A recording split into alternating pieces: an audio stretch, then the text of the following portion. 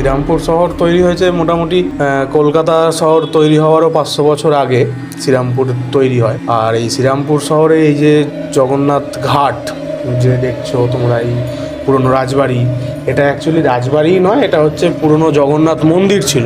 এটা মন্দির ছিল হচ্ছে 1750 খ্রিস্টপূর্বাব্দের পূর্বে এটা একটা মন্দির ছিল, যেটা বর্তমানে ভেঙে যাওয়ার কারণে আমাদের এখন মানে মেন সড়কের মাহেশে মন্দিরটাকে স্থানান্তর করা হয়েছিল। এর আসল ঘটনা হচ্ছে ধ্রুবানন্দ গৃহত্যাগী, মানে একজন বড় সন্ন্যাসী ছিল ধ্রুবানন্দ ঘোষ, ওই মহারাজ আর কি, উনি নিজে হাতে জগন্নাথ দেবকে আর কি ভোগ প্রসাদ খাওয়াবেন, এটা ওনার মনোবাঞ্ছা ছিল।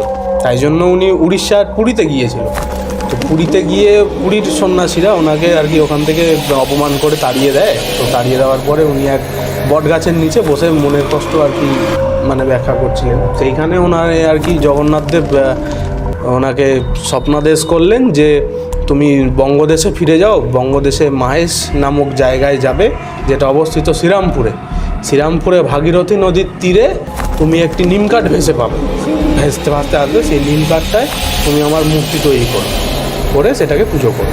তা উনি তৎক্ষণাৎ আর কি জগন্নাথ নাম নিয়ে শ্রীরামপুরের উদ্দেশ্যে রওনা দেন। রওনা দিয়ে এই জগন্নাথ ঘাটেই আসেন।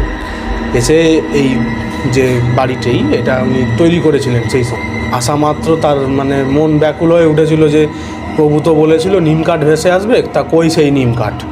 তো একদিন রাত্রিবেলায় প্রবল বজ্রবিদ্যুৎ সহ বৃষ্টি, ঝড় জল তুফান শুরু হয়। পরের দিন ভোরবেলায় যখন গঙ্গার তীরে উনি বসেছিল তখন দেখতে পায় যে এক প্রকাণ্ড নিম কাঠ ভেসে আসে। তখন উনি জলে ঝাঁপ দিয়ে সেই নিম কাঠটিকে বুকে আগলে ধরে তুলে নিয়ে আসেন। এবার তিনি নিম কাঠটাকে তো নিয়ে তো এলেন, কিন্তু মূর্তিটা কীভাবে করবেন? বিশ্বকর্মা ঠাকুরই বলতে গেলে মানব রূপ ধারণ করে সেই বিশ্বকর্মা আসে ওই নিম কাঠ থেকে জগন্নাথের রূপ দান করতে। সবথেকে বড় যে মূর্তিটা বর্তমানে শ্রীরামপুরে জগন্নাথ ঠাকুরের সবথেকে বড় মূর্তিটা তৈরি করতে বলেছিলেন উনি জগন্নাথকে, তার থেকে একটু ছোট হচ্ছে বলরাম, তার থেকে আর একটু ছোট হচ্ছে সুভদ্রা। এইভাবে তৈরি হলো ঠাকুর।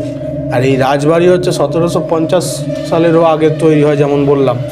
আর 1750-এর পরে কলকাতার এক নামী ব্যবসায়ী এই রাজবাড়িটা যে এই ভাগীরথী আর কি ভাঙনে আর কি যদি রাজবাড়িটা তলিয়ে যায়, ভেঙে যায়, তাই জন্য মন্দিরটাকে ওইখানে স্থানান্তর করে নেয়। এটা অ্যাকচুয়ালি ভুতুরে কোনো ব্যাপার নয়, এটা পুরনো একটা রাজবাড়িও বলা যায় না, এটা পুরনো জগন্নাথ মন্দিরই বটে।